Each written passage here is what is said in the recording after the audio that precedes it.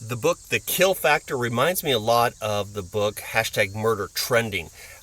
Specifically the first book in the series for that, when you look at the idea of criminals and the rehabilitation concept of that and the money factor behind things and the production value and all those types of areas with that. What this does, though, is takes a different aspect of things. Instead of putting it in this dimly lit warehouse on an island there, Alcatraz Island, instead it takes it onto another island and using a cruise ship and then an island with that there. So the location becomes different. I think the characters are very, very different from that.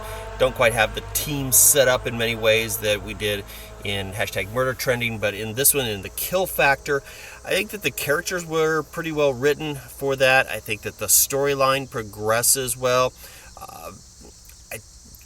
What I don't like is I think it started with too many characters in there, and so having so many, and the concept that's talked about in the books, I'm not giving anything away, but as they're trying to narrow down or whittle down or eliminate contestants in there, I think because there were so many of them, a lot of the ones that were written off right away could have maybe been done without, and then you could have focused more on those main characters and fleshed them out a little bit more, although they were pretty well fleshed out and had some good character development in them.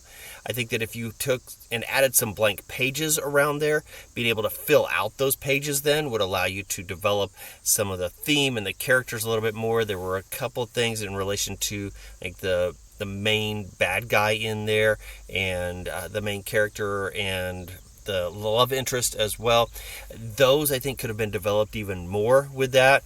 I think they pulled from some different genres. There's, the little girl, the friendly one next to, which makes me think of, the innocent one makes me think of Hunger Games for that. So not completely original in really a lot of ways. They did take a lot, pull from places and create some original pieces to that and concepts for it, but the overarching concept was not completely unique, but yet I really think it was well done.